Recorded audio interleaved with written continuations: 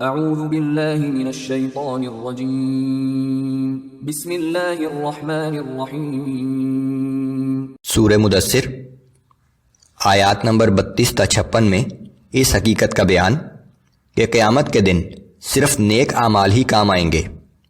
اس دن اہل ایمان اور منکرین کے درمیان ایک مکالمہ۔ اعوذ باللہ من الشیطان الرجیم کلا والقمر واللیل اذ ادبر والصبح اذا اسفر۔ ہرگز نہیں، قسم ہے چاند کی اور قسم ہے رات کی جب وہ ختم ہونے لگے، اور قسم ہے صبح کی جب وہ روشن ہو جائے۔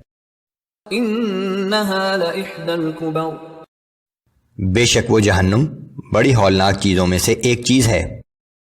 نذیرا للبشر لمن شاء منکم ان یتقدم او یتأخر۔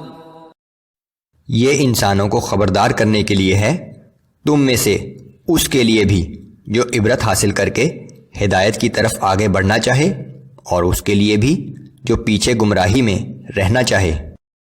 کل نفس بما کسبت رہینہ الا اصحاب الیمین۔ ہر شخص اپنے اعمال کفر کے بدلے میں جہنم میں محبوس ہوگا، سوائے وہ لوگ جنہیں اعمال نامہ دائیں ہاتھ میں دیا جائے گا۔ فی جنات یتساءلون عن المجرمین ما سلککم فی سقر۔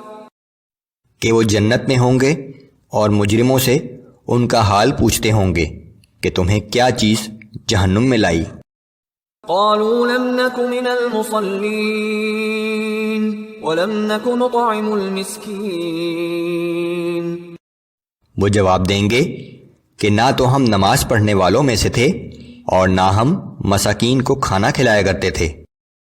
وَكُنَّا نَخُوضُ مَعَ الْخَائِضِينَ۔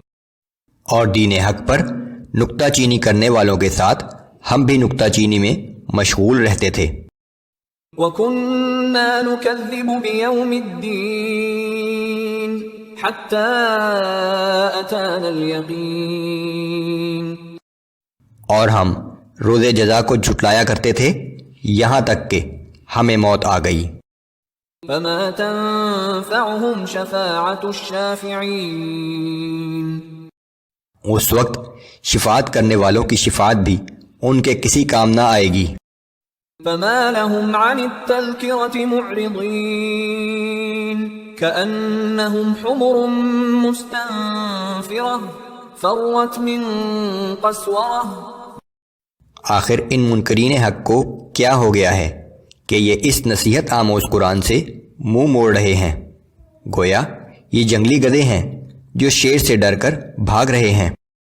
بل يريد كل امرئ منهم ان يؤتى صحفا منشرة۔